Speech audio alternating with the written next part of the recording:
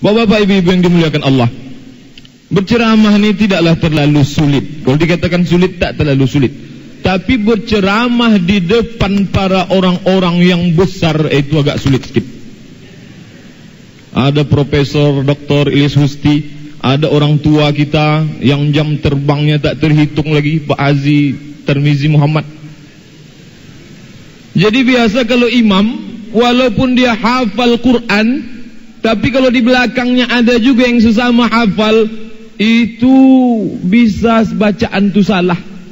Wala ana abidum ma'abattum wala antum abiduna ma'abud, wala ana abidum ma'abattum wala antum abiduna ma'abud. Karena gerogi tak dapat simpang lakum dinukum waliyadin.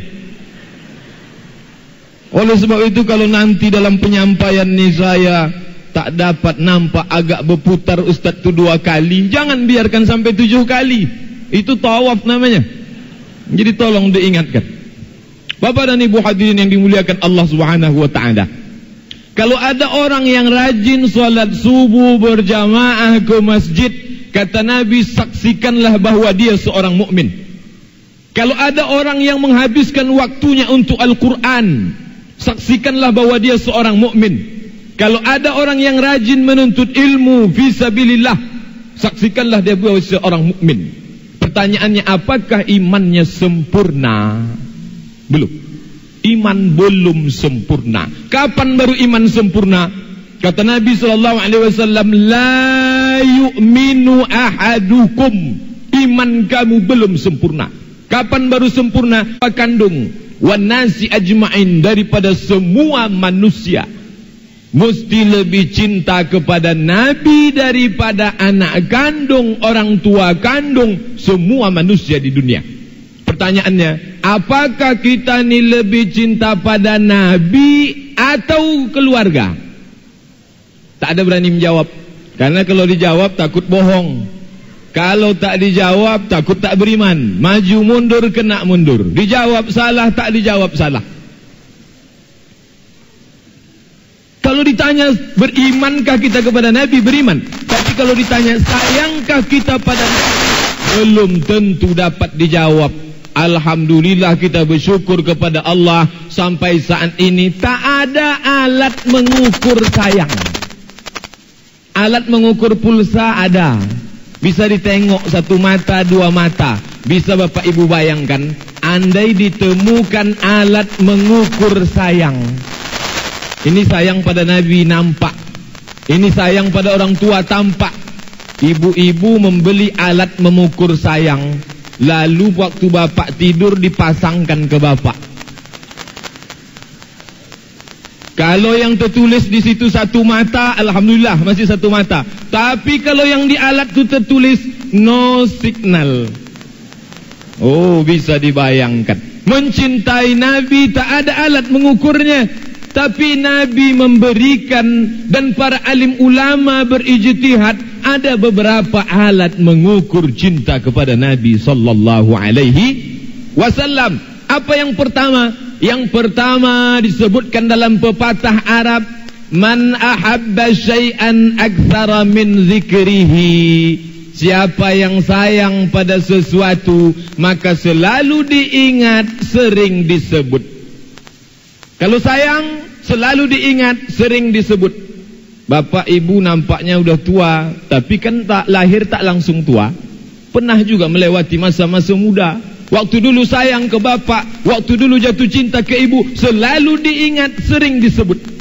Ada jamaah haji pergi ke Makkah Al-Mukarramah, hajinya sudah 5 tahun yang lalu, tapi kalau bercerita ke kita, saya dulu di sini, saya dulu di Taman Raudhah, saya salat di sini, seakan-akan baru saja kemarin sore pulang dari kota Makkah Al-Mukarramah. Apa sebab? Rasa sayang membuat orang ingat dan cinta. Rasa sayang membuat orang selalu mengingat dan selalu menyebut. Oleh sebab itu, kalau kita sayang kepada Nabi, diungkapkan selalu mengingat dan selalu menyebut Nabi Muhammad sallallahu alaihi wasallam. Oleh sebab itu, menyebut Nabi ini tak sama dengan menyebut orang biasa. Ada keistimewaan. Kalau menyebut Nabi tak boleh disebut Muhammad, Muhammad. Tidak. Ada etika, ada akhlak, ada moral kepada Nabi. Sedangkan Allah saja tak pernah menyebut Muhammad. Kalau Bapak Ibu tak percaya, cari Quran. Berani kalau saya bertaruh dari surat Al-Fatihah sampai ke surat An-Nas, cari ayat yang Allah sebut ya Muhammad, tak ada. Kalau Nabi lain ada, ya Adam uskun anta wa zawjukal jannah, ya Yahya khudhil kitaba biquwwah, ya Isa inni istafaituka 'alan nas. Tapi Muhammad tak disebut, ya Muhammad, tak ada.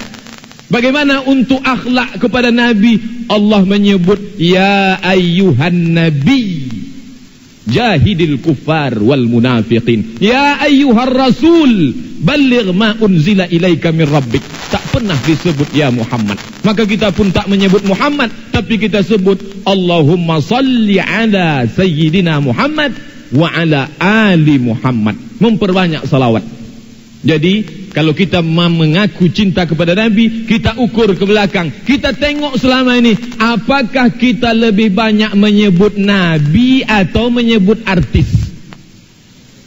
Apakah lebih sering mengingat Nabi atau mengingat yang lain? Kalau masih sering menyebut aib orang lain daripada menyebut Nabi, belum lagi disebut beriman kepada Nabi, belum lagi dianggap sayang kepada Nabi. Kalau masih sering mengingat yang lain daripada mengingat Nabi, maka belum kita sampai pada tingkat iman yang sempurna.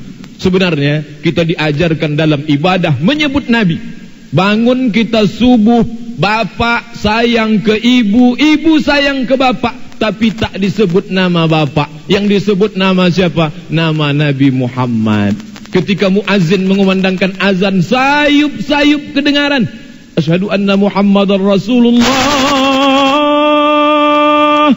Apa kita jawab? Asyhadu anna Muhammadan Rasulullah.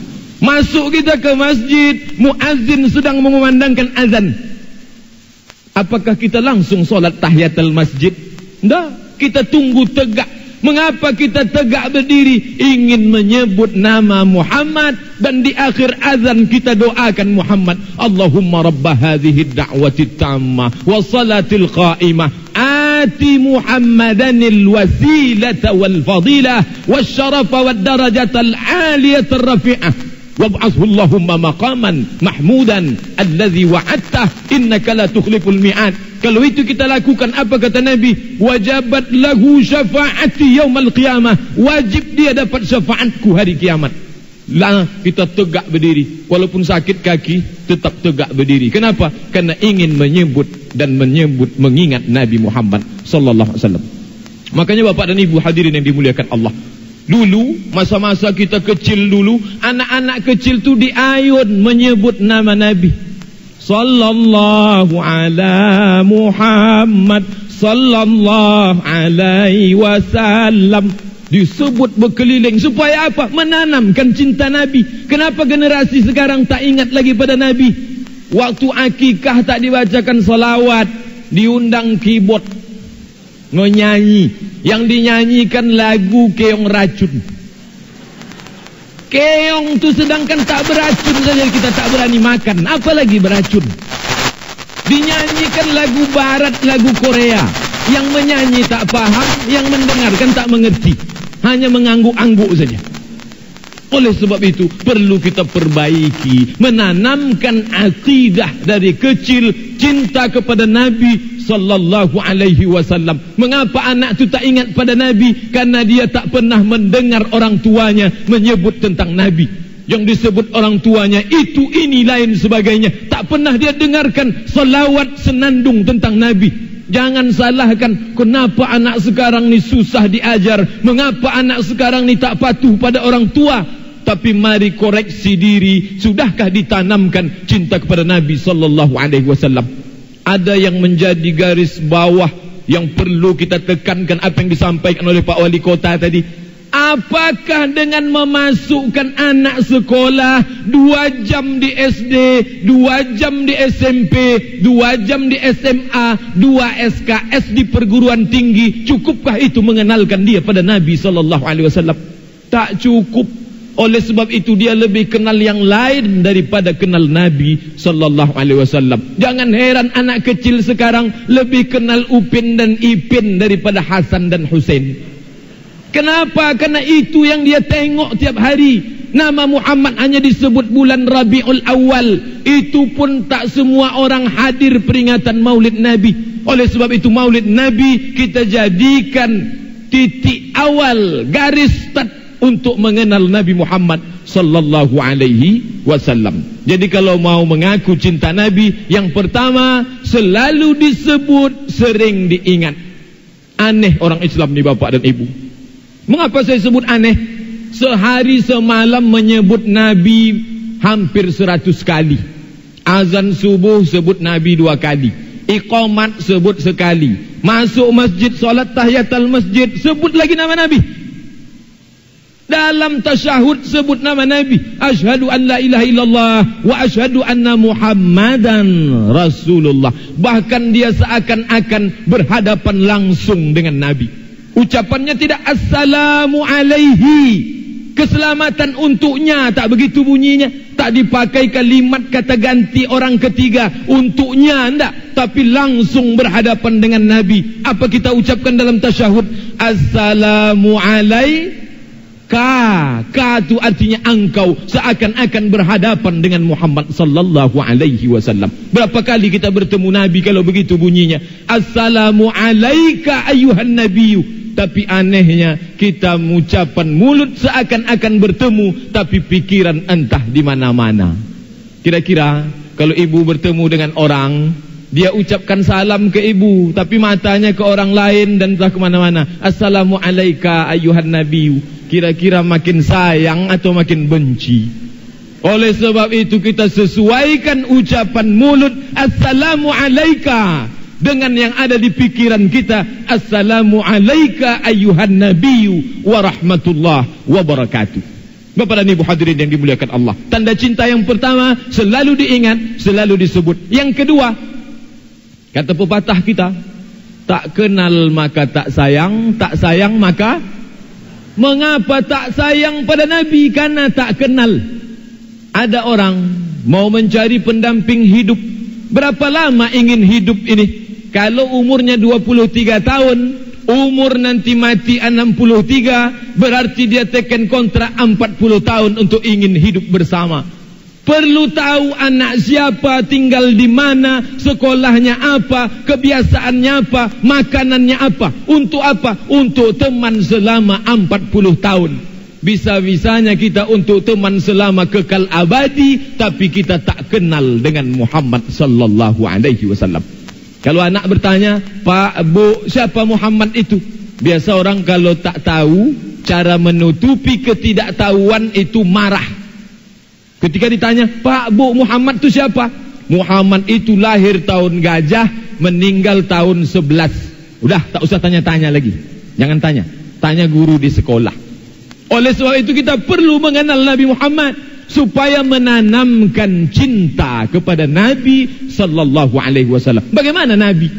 Seringkali disebut Nabi itu orangnya santun, Nabi itu orangnya baik, ibadahnya banyak. Itu kan kalimatnya masih umum, masih verbal, masih universal. Kita mau yang detail. Bagaimana kalimat yang menceritakan sifat Nabi sallallahu alaihi wasallam secara sempurna, secara detail. Tapi saya tak bisa menceritakan secara keseluruhan. Kenapa? Karena waktu, kesempatan dan lain sebagainya. Oleh sebab itu, acara Maulid Nabi ini paling tidak mengenalkan sedikit tentang Nabi Muhammad sallallahu alaihi wasallam. Yang pertama kita tengok ibadah Nabi. Kita kalau mau mengikut ibadah, bagaimana ibadah Nabi? Dalam Al-Quran disebutkan, wa ma khalaqatul jinna wal insa illa liya'budun. Taklah kuciptakan manusia, taklah kuciptakan jin dan manusia kecuali untuk beribadah. Maka kita tengok bagaimana ibadah Nabi. Kita mau masuk surga bersama Nabi, maka kita tengok bagaimana ibadah Nabi Muhammad sallallahu alaihi wasallam. Yang meriwayatkan Aisyah, Aisyah itu istri Nabi, menengok Nabi tidur bersama Nabi. Kalau sahabat hanya siang bersama Nabi, tapi yang menengok Nabi waktu malam Aisyah. Apa kata Aisyah tentang salat malam Nabi? Kana Rasulullah sallallahu alaihi wasallam, Nabi itu salat malamnya yaqumu minal lail, dia kalau qiyamul lail hatta tatafattara qadamahu, sampai bengkak kedua kakinya. Begitu ibadah Nabi SAW. Padahal apa yang diinginkan Nabi? Apa Nabi ingin masuk surga? Nabi sudah dijamin masuk surga. Apakah Nabi ingin diampunkan dosanya? Nabi itu maksum, dia tak ada dosa. Lalu mengapa dia beribadah begitu banyak? Aisyah heran. Aisyah bertanya kepada Nabi, ya Rasulullah, lima fa'alta hadza? Mengapa engkau lakukan ini ya Rasulullah? Qad ghafarallahu laka ma taqaddama min dzambika wa ma ta'akhkhar. Allah sudah ampuni dosamu yang lalu, dosa yang akan datang. Kenapa masih beribadah sampai bengkak kaki? Apa jawab Nabi? Afala uhibbu an akuna abdan syakura. Aku ingin menjadi hamba Allah yang bersyukur. Ternyata bersyukur itu tak cukup hanya alhamdulillah. Bersyukur tak hanya cukup wa syukrulillah. Bersyukur tak hanya cukup la haula wala quwata illa billah. Bersyukur kepada Allah. Nabi mencontohkan sampai bengkak kakinya. Bagaimana dengan kita? Kita bengkak juga kaki, bukan karena solat malam, karena asam urat. Terlalu banyak makan emping melinjo, bengkak kaki.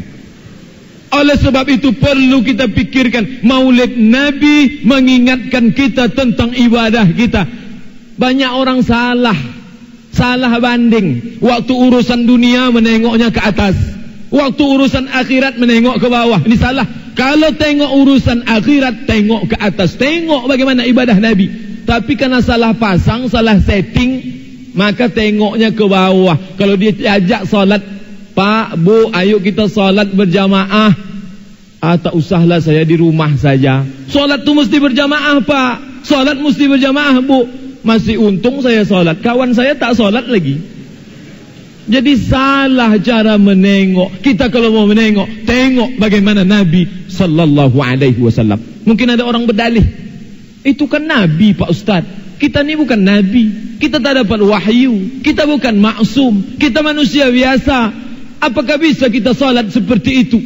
Riwayat menyebutkan bisa. Mengapa tak bisa? Ada sahabat Nabi namanya Abu Darda. Abu Darda memimpin salat malam sahabat Nabi. Tak ada Nabi.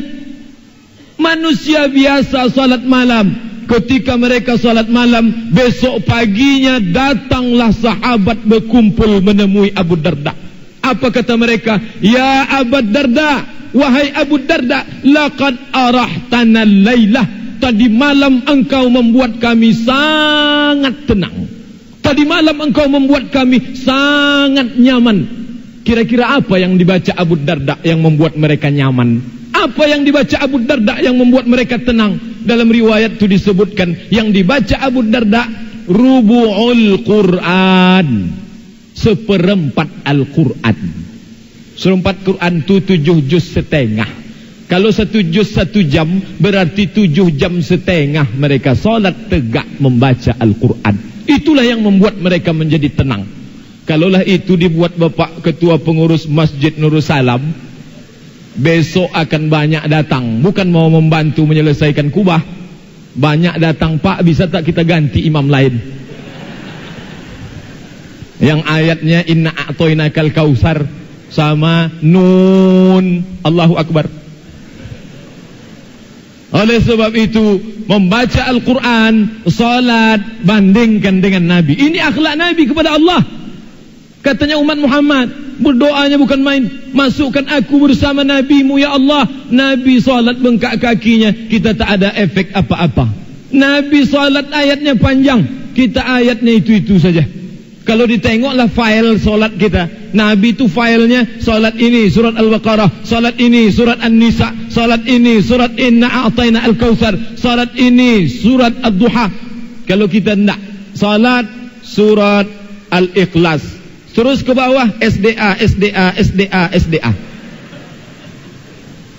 Malu kita kepada Allah, malu kepada Rasulullah, malu kepada para malaikat yang mencatat amal kita. Bapak dan Ibu hadirin yang dimuliakan Allah, ini akhlak kepada Allah beribadah. Bagaimana akhlak kepada manusia? Sebelum kita kaji akhlak kepada manusia, ternyata Nabi itu tidak hanya berakhlak kepada manusia. Dalam Al-Quran dikatakan Allah, Wa ma arsalnaka, taklah aku utus engkau ya Muhammad illa, melainkan rahmatan, menjadi rahmat lil alamin. Semesta alam dapat rahmat, bukan manusia. Allah tak menyebut rahmatan lil mu'minin, Allah tak menyebut rahmatan lil muslimin, Allah tak menyebut rahmatan lin nas, Allah sebut rahmatan lil alamin. Kalau lil alamin semua dapat rahmat, apa iya betul semua dapat rahmat? Mungkin orang akan bertanya, jangan-jangan apa yang disebut Quran ini hanya basa-basi, hanya lipstik saja. Apa betul semua dapat rahmat dengan datangnya Muhammad sallallahu alaihi wasallam? Binatang dapat rahmat. Bapak Ibu bayangkan, binatang dapat rahmat dengan datangnya Nabi Muhammad. Apa bukti? Datang seorang membawa kambing. Dia bawa kambing, dia baringkan kambing. Lalu setelah dia baring, dia injak itu leher kambing. Setelah dia injak, dia asah pisau di depan mata kambing. Menengok itu Nabi marah. Apa kata Nabi? Kata Nabi SAW, aturidu antumitaha mautatin. Hai kamu, kata Nabi, apakah kamu mau membuat kambing itu mati berulang kali? Apakah kamu buat dia mau mati berkali-kali? Kata Nabi. Nabi marah menengok orang mengasah pisau di mata kambing. Apa maknanya? Tak boleh menteror kambing. Kalau menteror kambing saja tak boleh, apalagi menteror tetangga, apalagi menteror kawan sekantor, apalagi menteror suami. Jangan sampai, Pak, kalau papa macam-macam, Nabi mengajarkan kambing tak boleh diteror. Makanya dalam Islam diajarkan, idza dzabhtum fa ahsinuz dzabhah. Kalau kamu menyembelih, sembelih dengan baik. Bagaimana menyembelih dengan baik? Pisaunya mesti tajam. Tak boleh menyembelih pakai kuku, mentang-mentang kuku panjang lalu ditusukkan ke leher ayam. Sakit hati karena ayam ni dulu tak mau diusir dari keluar rumah. Tak boleh menyembelih pakai tulang iga. Tulang iga kambing panjang lalu dipakai menyembelih. Haram, menyakiti binatang. Kata Nabi SAW, wal yurih dzabihatahu, hendaklah orang yang menyembelih itu membuat binatang sembelihannya mati dalam keadaan nyaman.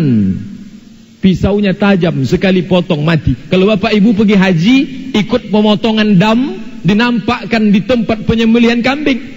Onta diikat, lalu datang orang menyembelih, satu kali mati, langsung tumbang. Beda dengan kita, hari raya kurban setengah RT mengeroyok sapi.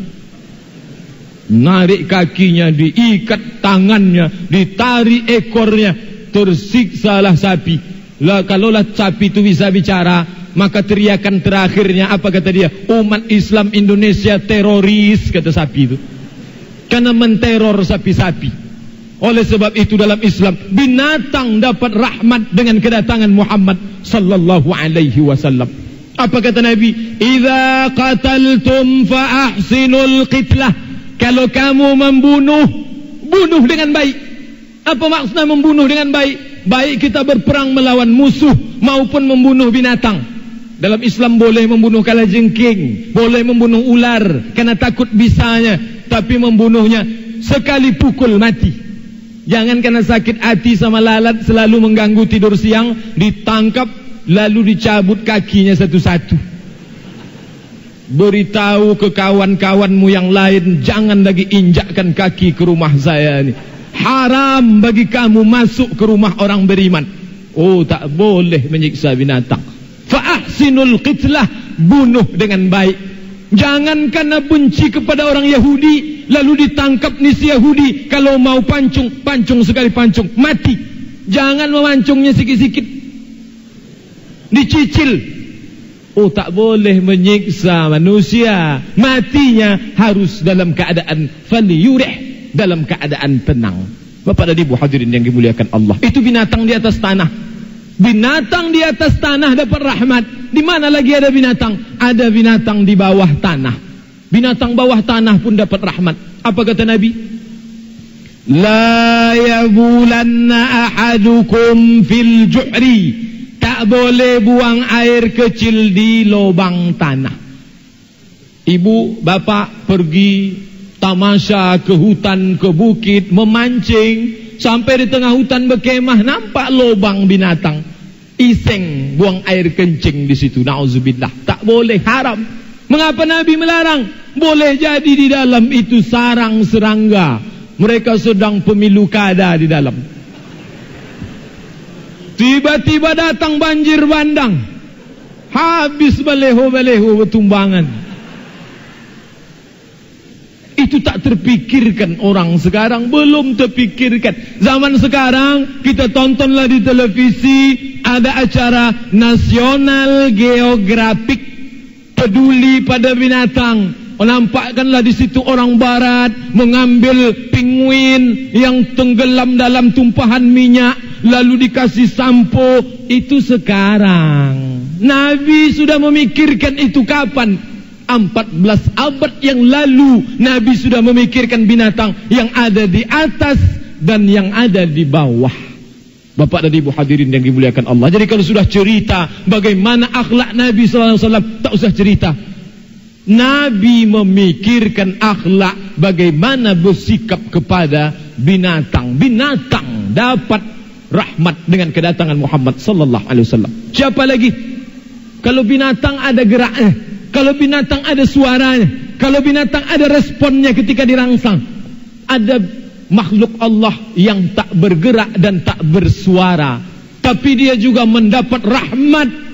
Dia juga bersyukur dengan kedatangan Muhammad. Siapa itu? Pokok kayu. Pokok kayu dapat rahmat. Pokok kayu bersyukur kepada Allah. Alhamdulillah diutus Muhammad. Kenapa pokok kayu bersyukur? Karena kata Nabi, man qata'a sidratan, siapa yang menebang pohon sidir, siapa yang memotong pohon sidir.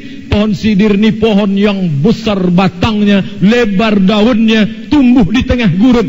Siapa yang memotong pohon sidir, kata Nabi, sawwaballahu ra'sahu fidnar, Allah sungkurkan kepalanya dalam api neraka. Sebatang. Bagaimana kalau sehektar? Bagaimana kalau 100 batang? Oleh sebab itu orang Islam sudah diajarkan melindungi hutan. Bukan sekarang, 14 abad yang lalu sudah diajarkan Nabi SAW. Masalah tanam menanam, itu masalah menebang. Bagaimana dengan menanam? Apa kata Nabi SAW? Idza waqa'at ala ahadikumul qiyamah, kalau kamu mau mati, wa fi yadihi fasilah, di tangannya ada bibit korma. Sudah mau mati, sudah mau sakratul maut, nyawa sudah di tenggorokan, di tangan ada bibit korma. Apa yang dilakukan? Falyaghrisha, hendaklah dia menanamnya. Mengapa disuruh menanam pokok korma yang belum tentu dapat dimakan buahnya, belum tentu dapat bernaung di bawah rindang pohonnya? Mengapa Nabi menyuruh? Orang Islam diajarkan berbuat bukan untuk dia. Orang Islam diajarkan berbuat bukan untuk pribadi. Orang Islam diajarkan berbuat untuk orang banyak. Walaupun kita tanam sekarang, mati kita, dia akan menjadi amal jariyah. Seringkali orang kita tidak. Kalau beramal di dia harus menikmati. Kalau beramal di anak cucu dia harus menikmati. Orang Islam tak berpikir seperti itu. Nabi mengajarkan menanam pokok kayu ketika akan mati. Tapi siapa yang mengamalkan itu? Yang mengamalkan itu justru orang lain. Justru diadopsi oleh orang kita. Beberapa tahun yang lalu kita bacalah ada pamflet, ada baleho tertulis. Apa di situ tertulis? One man, one tree. Satu orang menanam satu pohon.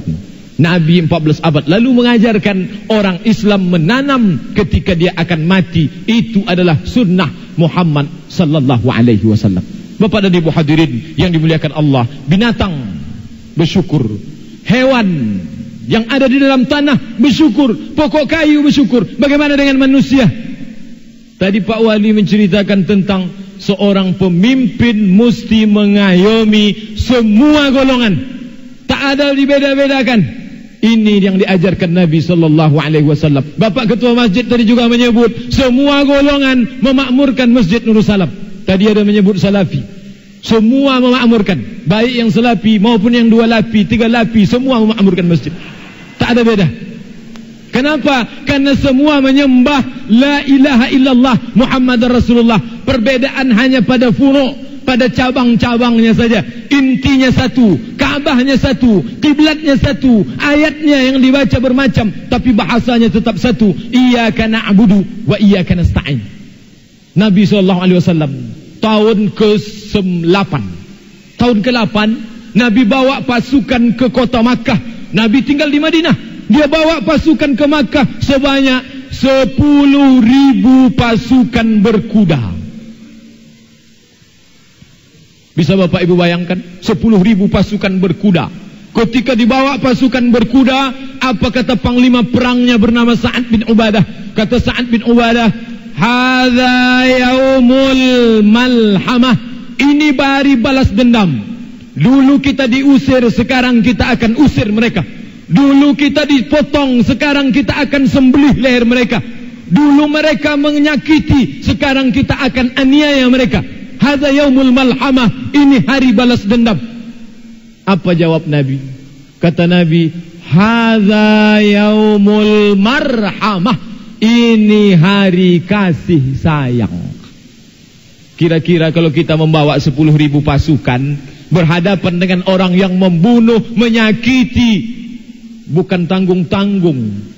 Ibu dari seorang sahabat bernama Ammar bin Yasir mati ditombak, ditusuk jantungnya oleh Bani Makhzum, Abu Jahal. Tapi Nabi mengajarkan hadza yaumul marhamah, ini hari kasih sayang. Bapak dan Ibu hadirin yang dimuliakan Allah, apa yang terjadi dengan musuh bebuyutan Nabi? Musuh Nabi namanya Abu Sufyan. Abu Sufyan itu tak tanggung-tanggung Bapak dan Ibu. Dia kumpulkan 3.000 orang. Pada tahun ketiga hijrah, dia kumpulkan 3.000 orang untuk memerangi Nabi. Di antara yang 3.000 itu ada 15 orang perempuan. Pertanyaannya, kok perempuan ikut perang? Apa kerjanya? Perempuan itu kerjanya bertepuk tangan, menyanyi, memberi semangat. Kalau bahasa anak muda sekarangnya, cheerleader. Jadi Abu Jahal sudah punya ide untuk membuat cheerleader. Bertepuk tangan, dia kumpulkan 3.000 pasukan, perempuan pun ikut memerangi Nabi. Tapi pada tahun 8 itu, apakah Nabi sambut dengan hunusan pedang? Apakah Nabi katakan, ayo serbu rumah Abu Sufyan? Nah, apa kata Nabi? Man dakhala baita Abi Sufyan fahuwa amin. Siapa yang masuk ke rumah Abu Sufyan, maka dia aman, tak diganggu. Apa maknanya? Nabi tak memusuhi Abu Sufyan. Yang masuk ke rumah Abu Sufyan aman. Itu beda kita dengan Nabi. Kita kalau sudah benci dengan orang, kawan kita yang masuk ke rumah orang pun kita ikut benci. Waktu hari raya datang dia ke rumah kita, mohon maaf lahir dan batin. Habis itu kita tahu dia masuk ke rumah lawan, musuh kita, maka kita pun ikut membenci dia. Bukan karena salah dia, tapi karena dia sudah berpihak kepada musuh. Nabi tak mengajarkan itu. Apa kata Nabi? Siapa yang masuk ke rumah Abu Sufyan, maka dia aman, tak diganggu. Begitu akhlak Nabi kepada musuh. Bagaimana akhlak kepada Yahudi? Yahudi dalam Al-Quran disebutkan begitu jahat, begitu nista. Bagaimana akhlak Nabi pada Yahudi? Nabi sedang berdiri bersama Aisyah, lewatlah orang Yahudi. Apa kata si Yahudi? Assalamu alayka ya Muhammad. Kalau orang Islam jumpa Nabi mengucapkan Assalamu alayka, tapi ini si Yahudi mengucapkan Assalamu alayka. Mirip, tapi bunyinya sama, artinya lain. Kalau Assalamu alayka, keselamatan untuk kau Muhammad. Tapi kalau Assalamu alayka, matilah kau Muhammad. Mendengar itu, Aisyah langsung menjawab. Apa kata Aisyah? Wa'alaikumussalam wal la'nah. Kamu mati dan kamu dapat laknat. Begitu kalau ibu-ibu membalas, 1-2 balasnya. Dia tak mau satu-satu, harus berlebih. Setujukah Nabi? Apakah kata Nabi bantai Aisyah? Apakah kata Nabi lanjutkan Aisyah? Tidak, Nabi tak setuju. Apa kata Nabi? Mahlan ya Aisyah, Sabar hai Aisyah, innallaha yuhibbur rifqa fil amri kulli. Allah tu suka kita bersikap lembut, santun, walaupun kepada musuh. Aisyah tetap tak mau. Kata Aisyah, dia sudah mencaci makimu ya Rasulullah, dia sudah mendoakan supaya engkau mati, kenapa tak engkau balas? Kata Nabi, saya sudah balas. Kapan kau balas? Kata Aisyah. Nabi mengucapkan wa'alaika. Wa'alaika artinya kamu juga. Jadi kalau kita diejek orang, matilah kamu, kamu juga. Lembut tapi mengena. Itu yang penting. Untuk apa kuat kalau tak kena? Bapak dan Ibu hadirin yang dimuliakan Allah Subhanahu wa ta'ala, apakah Nabi itu selamanya tak pernah marah? Lalu dibayangkan Nabi itu lemah gemulai, tak pernah marah. Nabi pernah marah. Kapan Nabi marah? Kita mau tengok Nabi marah. Nabi marah ketika selesai salat. Assalamualaikum warahmatullah, Assalamualaikum warahmatullah. Dia tanya 3 kali, asyahidun fulan, asyahidun fulan, asyahidun fulan. Mana si fulan? Kenapa tak datang berjamaah ke masjid? Jadi Nabi itu marah kalau tak ramai masjid. Alhamdulillah malam ni ramai. Besok malam belum terbit matahari, subuh nanti. Oleh sebab itu memakmurkan masjid sebagai bukti cinta kepada Nabi sallallahu alaihi wasallam. Sampai-sampai apa kata Nabi dalam hadis lain? La uharriqanna alaihim buyutahum. Aku akan membakar rumah mereka yang tak memakmurkan masjid. Akan kubakar, kata Nabi. Kalau hiduplah Nabi sekarang, bertambah titik api di Riau. Banyak rumah orang kena bakar gara-gara tak melaksanakan salat berjamaah ke masjid. Datang seorang buta namanya Abdullah bin Ummi Maktum, sahabat Nabi, tua, renta, miskin, buta, komplit. Ya Rasulullah, ana dharir, aku buta ya Rasulullah. Laisa li qaidun yaquluni, tak ada yang bisa membimbingku ke masjid. Tolonglah kasih dispensasi ya Rasulullah, boleh tak salat di rumah? Apa kata Nabi? Atasma'un nida, apakah kau dengar suara azan? Kata Abdullah bin Ummi Maktum, na'am, saya dengar suara azan. Maka kata Nabi, fa'ajib, engkau wajib datang. Buta, tak ada menuntun, sakit, tua, renta, diridhai Allah, tapi tak dikasih salat di rumah. Kita mata terang benderang, badan sehat, segar bugar, masih muda, dan belum ada jaminan diridhai Allah, tapi berani tidak salat berjamaah ke masjid. Mengukur cinta kepada Nabi, yang pertama selalu disebut, selalu diingat. Yang kedua, harus kenal Nabi secara detail. Yang terakhir, yang ketiga, kalau cinta rela berkorban. Bapak dan ibu, waktu bapak dulu cinta kepada ibu, berkorbannya tak tanggung-tanggung. Lautan kan ku seberangi, bukit kan ku daki. Bukan main, gombal-gambulnya kata orang sekarang. Kalau cinta kepada Nabi, rela berkorban. Siapa yang mencontohkan itu? Sahabat Nabi. Bagaimana pengorbanannya? Ada yang berkorban nyawa, ada yang berkorban harta, ada yang berkorban perasaan. Nyawa, harta, perasaan. Siapa yang berkorban nyawa? Ali bin Abi Talib, tugasnya ringan, tidur di tempat tidur Nabi. Apalah sulitnya tidur?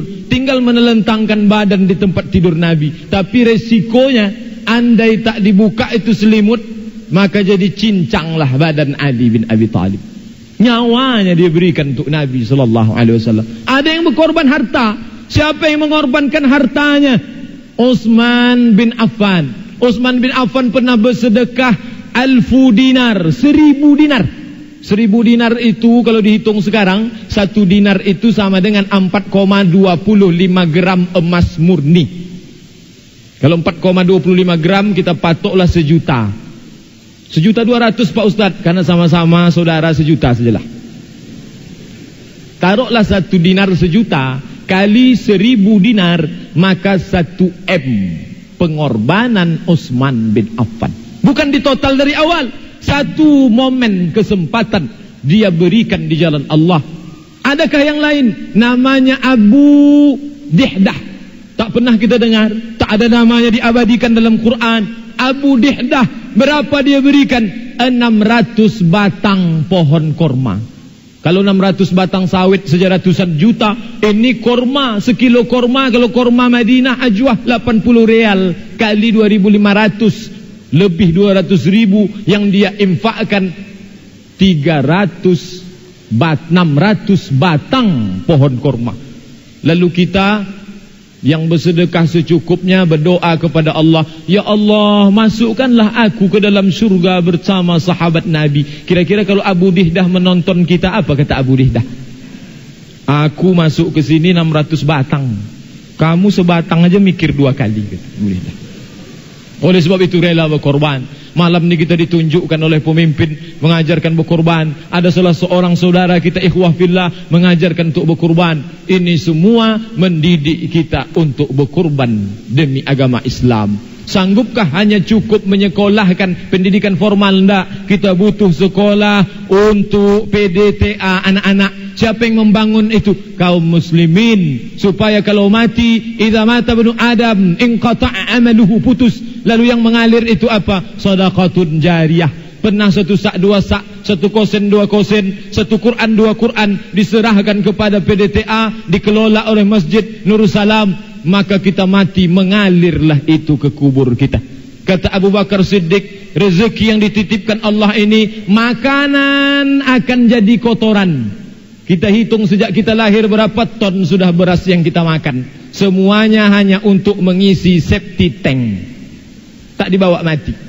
Pakaian menjadi benda yang lapuk. Berapa meter sudah pakaian yang kita lapukkan, dari mulai sutra, dari mulai wol yang kasar, yang halus, semua lapuk. Lalu apa yang kita bawa? Kalau pernah kita korbankan untuk agama Allah, itulah yang akan kita bawa menemui Allah Subhanahu wa taala. Bapak dan Ibu hadirin yang dimuliakan Allah, pertama mengingat dan menyebut Nabi, yang kedua mengenal Nabi, yang ketiga rela berkorban. Tak perlu kita jawab kita cinta atau tidak, tapi kita buktikan dalam kehidupan yang nyata. Mudah-mudahan ada manfaatnya. Yang baik datang dari Allah, yang tak baik dari hamba Allah yang dhaif. Aqulu qawli hadza astaghfirullah li wa lakum. Wassalamualaikum warahmatullahi wabarakatuh.